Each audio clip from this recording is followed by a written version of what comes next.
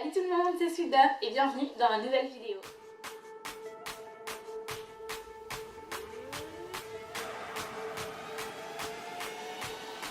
On se retrouve aujourd'hui dans une nouvelle vidéo qui va en fait parler de deux sujets, mais deux sujets communs qui se rejoignent sur le même point. Et donc je me suis dit que ce serait beaucoup mieux pour vous et même pour moi-même de faire tout ça en une seule vidéo. Ça fait donc déjà 2 mois que j'ai quitté ma première famille à Perth et donc j'ai décidé de faire un bilan global sur cette première expérience en tant que jeune fille au pair à Perth. Et comme vous le savez sûrement, j'ai aussi eu une expérience de jeune fille au pair à Sydney qui malheureusement a été écourtée très vite pour multiples raisons. Donc du coup je me suis dit que vous en parler dans cette vidéo, ce serait l'idéal. Donc voilà, donc commençons directement par mon bilan de ma première expérience. Alors, j'ai formulé ça sous plusieurs questions, sous plusieurs chapitres, afin d'être assez claire, assez explicite et éviter de m'étaler encore pendant 10 ans comme d'habitude. Je tiens donc à préciser que les impressions que je vais vous donner maintenant concernent uniquement mon expérience en tant que jeune fille au pair et pas mon expérience en tant que moi en Australie à Perth. C'est-à-dire que je ne vais vraiment prendre en compte que mon expérience de fille au pair.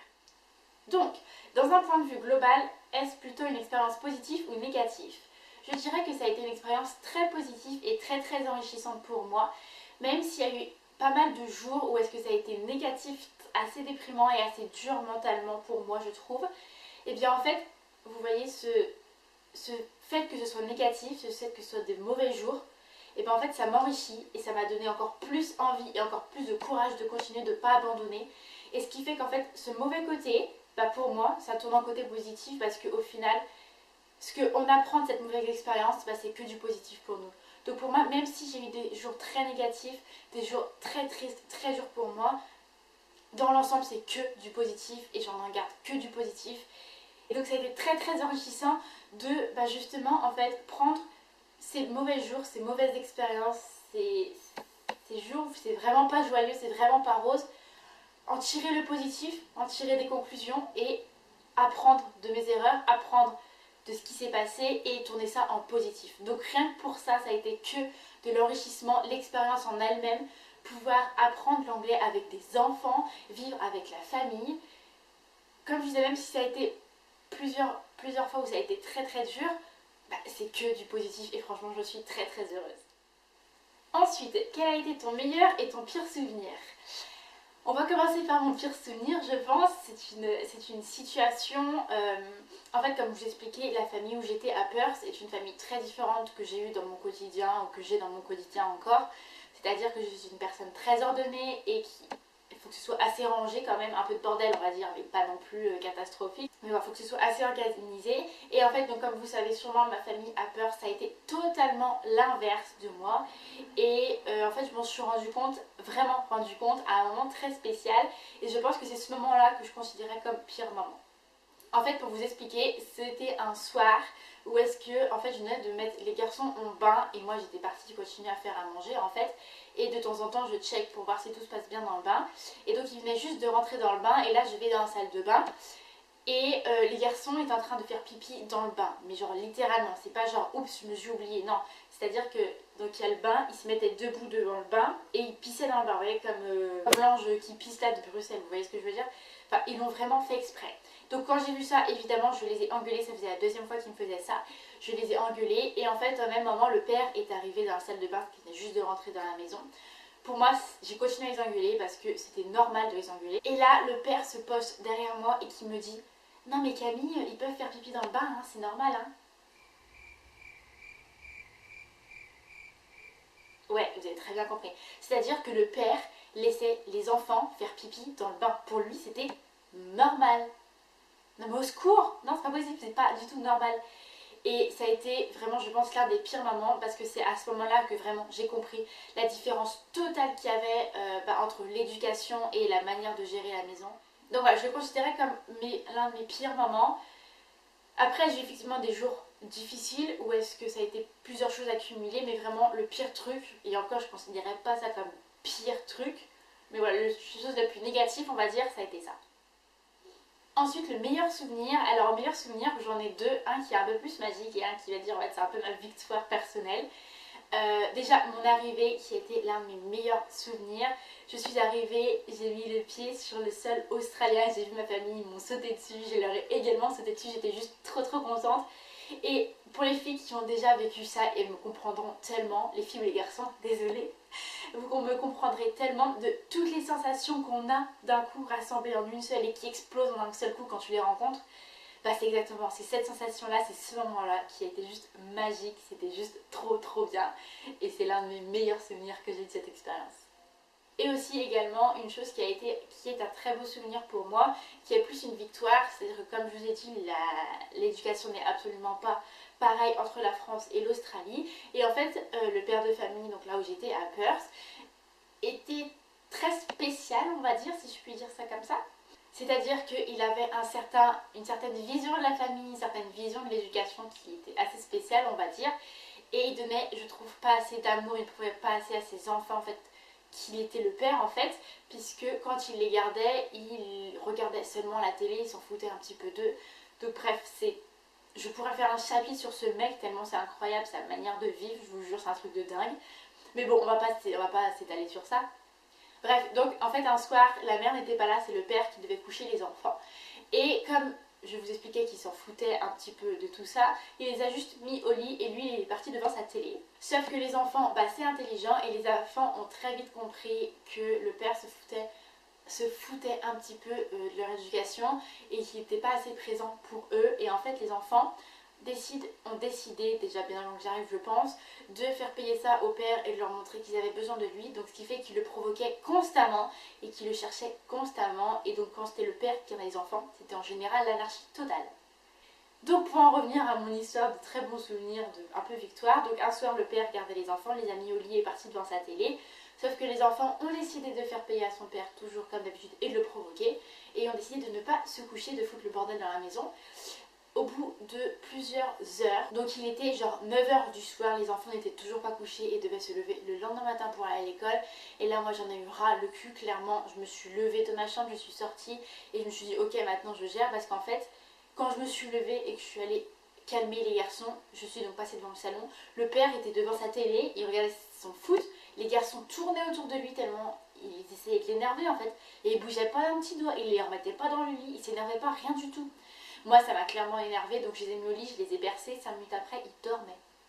Et là, je me suis dit, mais en fait, c'est vraiment à ce moment-là que j'ai compris que les enfants faisaient vraiment tout pour énerver leur père et que c'était vraiment un truc de dingue, en fait, comment ils faisaient ça.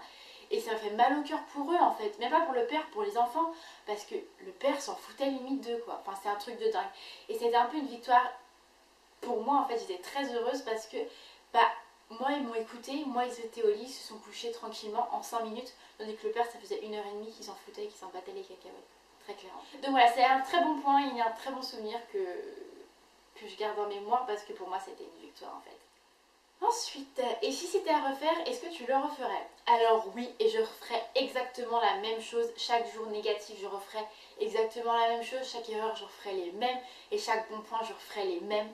Parce que je suis extrêmement contente de comment je suis sortie de cette expérience, que j'ai appris de cette expérience. Et c'est tellement positif et je suis tellement heureuse de vivre ça et d'encore vivre ça là au jour d'aujourd'hui dans une autre famille, que c'est trop de joie, c'est trop de bonheur et j'ai envie de dire, de parler pendant 10 ans en fait, à tel point je suis heureuse en fait, mais il faut que je me calme. Ouais, voilà, si c'était à refaire, je ferais exactement la même chose. Conseillerais-tu l'expérience à une amie? Alors oui, absolument, je conseille cette expérience à tout le monde qui hésite. Si vous adorez les enfants, si votre projet c'est d'apprendre une nouvelle langue dans un pays étranger et que vous êtes un peu dans une situation où vous ne savez pas quoi faire de votre vie, franchement, foncez cette expérience, c'est que du bonheur. Et comme je vous disais, même si ça en suit par une expérience négative, parce que vous avez eu des points négatifs avec la famille, ça ne matchait pas, ou quelque chose comme ça, même si c'est négatif, ça va vous forger, ça va vous faire votre caractère, ça va juste vous faire grandir. Et cette expérience, comme je vous dis, même si elle est négative, ça ressort que du positif pour vous. Alors foncez, franchement. Oui, allez-y. C'est le truc que j'ai à dire. Allez-y, franchement, tentez cette expérience. Je pense que c'est l'une des plus belles expériences de toute ma vie. Ça me fait extrêmement bizarre de me dire ça, en fait, de faire le bilan de cette première année. Ça me rend triste, j'ai envie de pleurer, c'est trop bizarre, en fait, comme sensation. Je sens qu'en fait, c'est la fin de cette première expérience et que je suis bientôt à la fin de ma deuxième. Le temps est passé tellement vite et ouais, c'est trop bizarre en fait. Et je me vois comment j'étais avant de partir et je me vois comment je suis maintenant. Et je suis juste trop fière de moi et trop fière de tout ce que j'ai accompli et trop fière de toutes les expériences que j'ai fait ici. Et rien que pour ça, c'est juste du bonheur. Donc voilà pour mon bilan de cette première expérience en tant que jeune fille au pair. Comme vous le savez donc, après Perth, donc quand j'ai quitté ma famille à Perth, je suis partie pour Sydney dans une nouvelle famille que je vous avais déjà parlé dans plusieurs vidéos puisque j'avais eu la chance de les rencontrer à peu près 1 mois et demi avant de partir. Donc je suis partie chez eux, sauf que malheureusement je les ai quittés très vite pour plusieurs raisons. Et en fait je me suis dit que ce serait intéressant de vous expliquer toutes ces raisons, pourquoi je suis partie, parce que quand on regarde des vidéos comme ça sur YouTube ou des témoignages, comme j'ai pu faire là il y a quelques secondes auparavant, on imagine juste qu'en fait c'est tout rose, c'est juste trop bien, mais en fait il y a des moments où c'est pas tout rose, il y a des moments où ça peut pas matcher, et je pense que c'est important de partager et de dire aussi quand ça va pas, parce qu'on peut pas toujours dire oui ça va, quand ça va pas il faut le dire aussi et il faut le montrer parce que c'est très important. Donc pour ce petit chapitre de ma vie à Sydney, pour ces 3 semaines que j'ai pu passer là-bas, j'ai encore une fois fait ça sous plusieurs chapitres, sous plusieurs questions, afin d'être assez claire et assez explicite avec vous. Donc pour commencer, pourquoi je suis partie de ma famille à Sydney? Alors il faut savoir que ce n'est absolument pas à cause de la famille, bien au contraire, la famille a été vraiment adorable, ils sont juste trop mignons et la maison était juste énorme, j'ai envie de dire. C'était le paradis, c'était hyper reposant franchement, c'est-à-dire que j'avais la forêt devant moi, un énorme jardin, la maison était, il y avait tout dans la maison en fait, tout pour être parfait. Ça a été un bon et à la fois un mauvais moment, ça a été un bon moment parce qu'après avoir passé 6 mois dans ma première famille à Perth, j'avais un peu besoin de me reposer et en fait avoir passé ces 3 semaines là dans cette famille, même si ça a été négatif, ça m'a fait du bien de pouvoir me reposer. Donc voilà, donc c'était quand même, la famille et la maison étaient presque très positifs. Mais alors du coup, quels étaient les points négatifs? Il faut donc savoir en fait que j'habitais à Glenorchy, qui se situe en fait à 45 km du centre de Sydney. Ce qui fait que pour aller au centre, pour aller faire les boutiques ou quoi que ce soit, du moins les boutiques étaient au centre, je devais faire plus de 1h30 de voyage pour y aller et c'était vraiment incroyablement long. C'est-à-dire que je devais d'abord conduire une demi-heure jusqu'à une station de train et ensuite prendre le train pour à peu près 50 minutes, sachant que les trains ne passaient que toutes les 20 minutes. Donc je vous laisse imaginer le parcours du combattant que c'était pour juste aller au centre-ville. Donc vu le temps que ça mettait, je n'y allais évidemment pas tous les jours, ça me prenait un temps dingue. Donc du coup ce qui fait que je restais à la maison. Et donc quand vous restez à la maison, qu'est-ce que vous faites? Vous regardez des films ou des séries ou YouTube ou quoi que ce soit.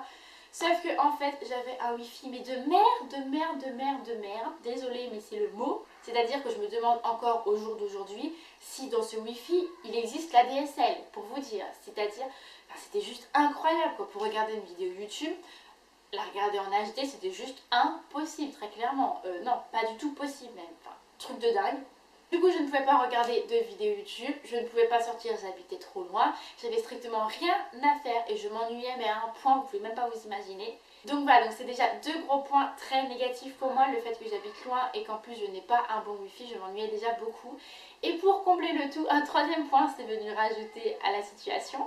Comme je vous avais déjà expliqué, je voulais prendre des cours d'anglais une fois que je serais arrivée dans ma deuxième famille, sauf qu'habitant à 45 km du centre et donc à peu près plus de 30 km de chaque école ou chaque université, c'était juste impossible de prendre des cours d'anglais. Donc ça a été un peu le combo qui a fait que j'ai pété un plomb, c'est-à-dire que j'ai passé seulement 3 semaines dans cette famille. Ça a été, je pense, les 3 semaines les pires de toute ma vie australienne ici. Ça a été extrêmement déprimant pour moi et je n'ai tenu vraiment que 3 semaines et je pense que je n'aurais pas tenu plus.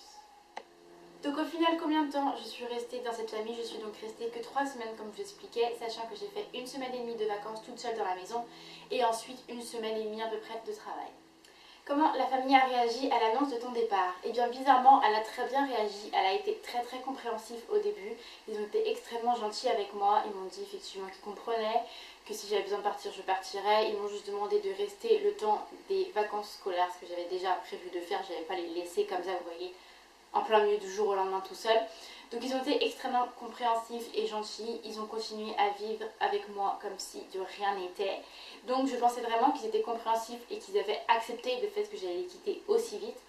Mais en fait quand je suis donc partie un vendredi, il n'y avait personne à la maison, tout le monde était déjà parti au travail.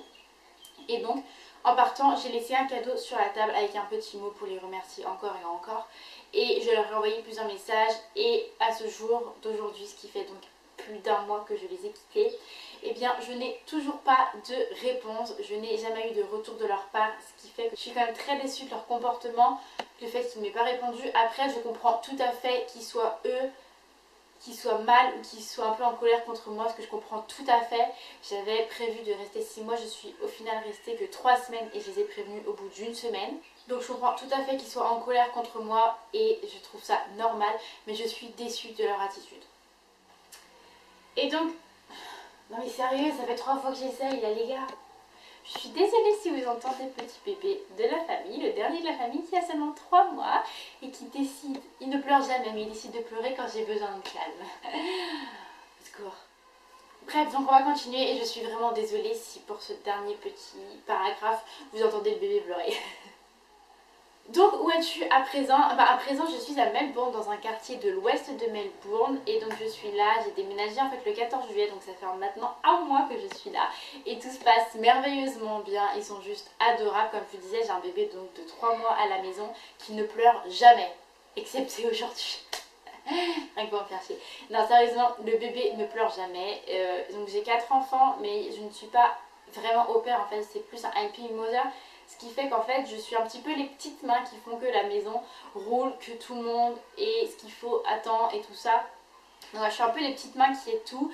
Et c'est une expérience vraiment encore différente et vraiment enrichissante et j'aime beaucoup le travail. Je vous avouerai qu'un peu en ce moment c'est un petit peu le rush et c'est un peu fatigant pour moi. Parce que du coup maintenant que je suis à Melbourne, je suis beaucoup plus proche du centre, je ne suis qu'à 20 minutes en train. Ce qui fait que je peux enfin prendre mes cours d'anglais. Et donc j'ai 20 heures de cours d'anglais par semaine plus mes 30 heures de travail. Ce qui fait que la semaine je suis très fatiguée. Donc c'est un petit peu le rush en ce moment. Mais il me reste plus qu'une semaine de cours d'anglais donc ça va aller. Donc voilà, c'est à peu près tout ce que je voulais vous dire, les nouvelles de moi, de qu'est-ce que je fais ici à Melbourne et aussi mon débrief de ma première expérience. Je suis vraiment très heureuse de pouvoir refilmer parce que du coup comme je vous disais à Sydney je n'avais pas de wifi donc j'ai arrêté de filmer pendant un moment. Je n'ai filmé qu'une seule vidéo, celle que vous avez vue déjà sur l'avion. Donc si je suis juste trop heureuse de pouvoir refilmer aujourd'hui. Bref, j'ai arrêté de parler parce que je pense que cette vidéo est déjà bien trop longue. Je vous fais d'énormes bisous et je vous retrouve très bientôt pour de nouvelles aventures. Bye.